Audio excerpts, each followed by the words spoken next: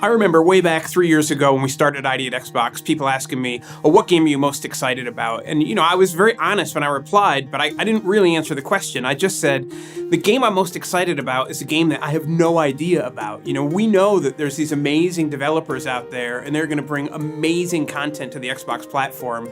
3 years on from launching the program, I'm super excited to say that's exactly what happened. There's a couple games I played in the last couple years that really had an impact on me, not just because they were really interesting games, but because they were so unexpected. So the first one was Threefourths Home. Now this entire game, you were driving from left to right, trying to get back to your house during a tornado warning in the Midwest. In the entire game, you've got your finger on the trigger to drive, and you're just doing a conversation tree as you're talking to your mom. It's such a weird concept for a game, and yet it totally works. It completely hooked me into the fiction, hooked me into the story. I was really emotionally involved. And then on Xbox One, there's an epilogue, and that's included as part of the game. And it's one of the only times in my entire life getting an achievement has almost made me cry. And I won't say, I'll say what the achievement is because it doesn't say how to get it, but it's called What Really Happened. And if you had, been playing the game first and then the epilogue, when you get that achievement, it is just...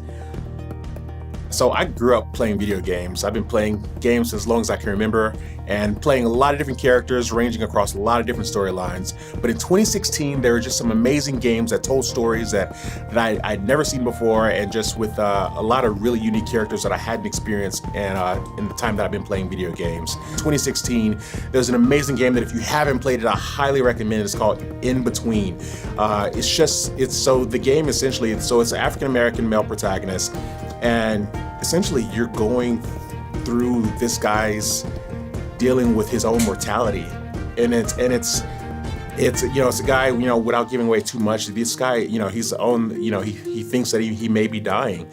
And so he's going through the 5 stages of grief and loss, and you're along with him through the ride, seeing this guy as he deals with all of these different stages from denial, anger, acceptance.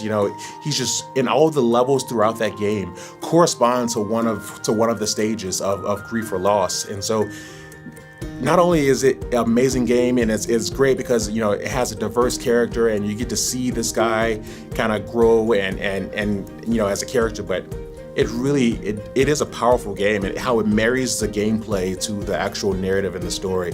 It's a wonderful game. I remember one of the things that stands out about that game was you're playing through one of the levels in depression, and one of the lines from the game is, if you face the dark, it cannot harm you. And so you're going through the game, and you can see because it's a puzzle platformer, and as you're kind of going through the level, there's this darkness that is following you, and it's kind of chasing you. And then as a character, if you turn around and face it, it stops actually coming at you. And so that just marriage of the narrative and the actual gameplay is just kind of one example of how that game really struck a chord and hit some really good beats. It's just a wonderful game that I was so proud to see it come through ID. Those guys did an amazing job with it.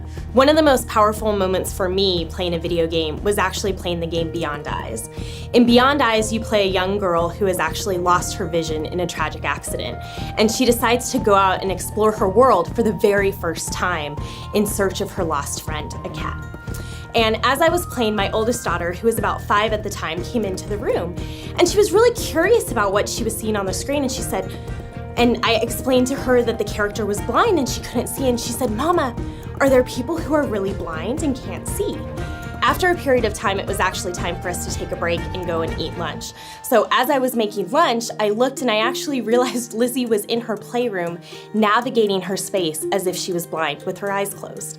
The game created within her this deep sense of empathy for someone who she had never met, someone who she didn't even realize existed up until that moment. Another game that, off the top of my head, just delivered something really unexpected, it's also a driving game, is called Wheels of Aurora.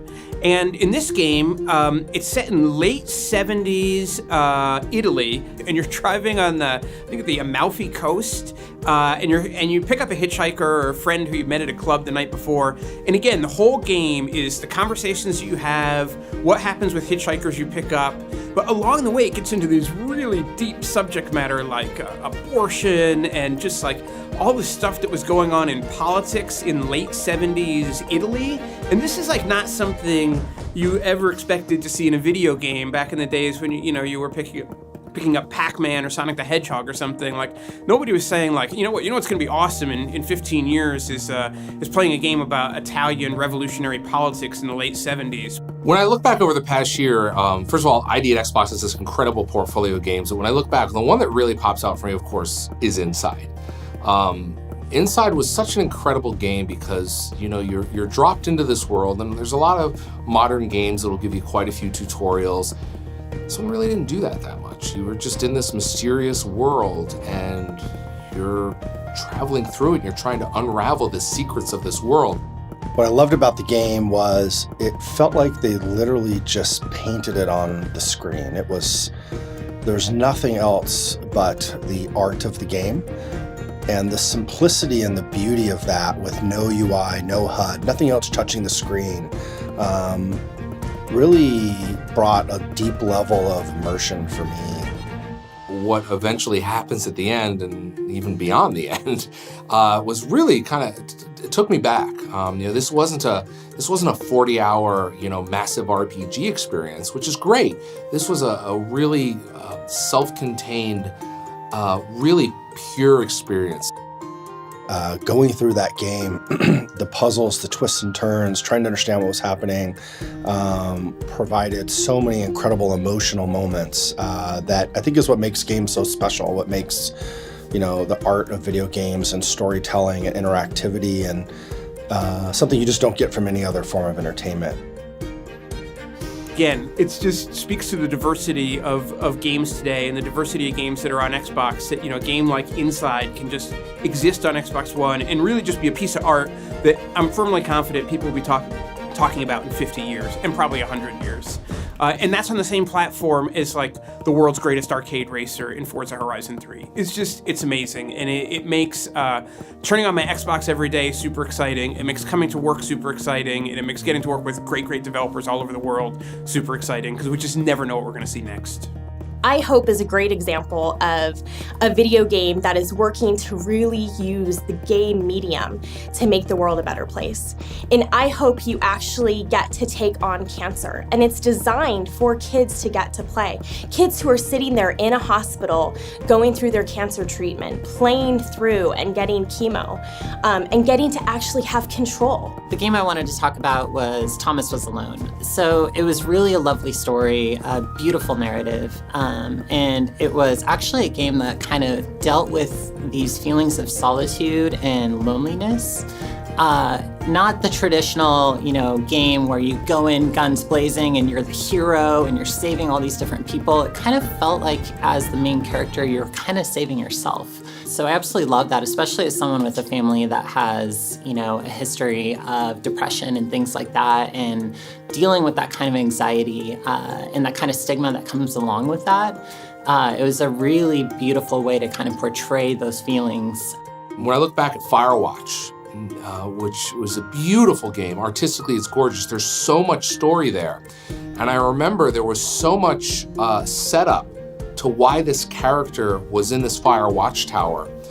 You learned a lot about his history and the relationship that we had, and it just went into so much detail.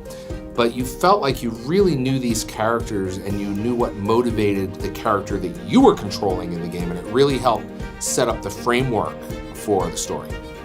The game that I want to talk about is 1979 Revolution. It's a game by Ink Stories. So what I really love about this game is just how unusual it is.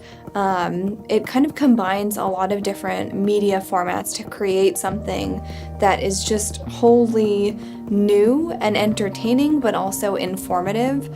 So it's a game about the 1979 revolution in Iran, and for me it was something that I knew very little about, and it's almost more like an experiential historical fiction kind of experience than a game in the very traditional form. So I feel like there's so much value, in this team of experienced documentarians leveraging their documentary expertise and bringing that to the table to create this immersive experience where you can learn something while putting yourself emotionally and in a sense almost like physically in the space of a journalist during this really monumental event. You know, the ID at Xbox program is an incredible, powerful program that some unexpected delights can come out of it. And one that I'm really excited about is Voodoo Vince, the original developer and creator, when using the ID at Xbox program, went in and has HDified Voodoo Vince, and re-released it for the Xbox One generation. And when this came out in, was it 2001 or 2002, 14, 15, 16 years ago, there's a whole generation of gamers that don't even know who Voodoo Vince is, or Charmaine's Shops. So they're going to get introduced to that through ID at Xbox. Video games have the power to not only bring fun, but they can create empathy within us by showing us characters that we've never explored before, by putting us into worlds where we've never even dreamed of being, by having us go through situations that we're maybe happy we don't have to experience on a day-to-day basis, but want to better understand.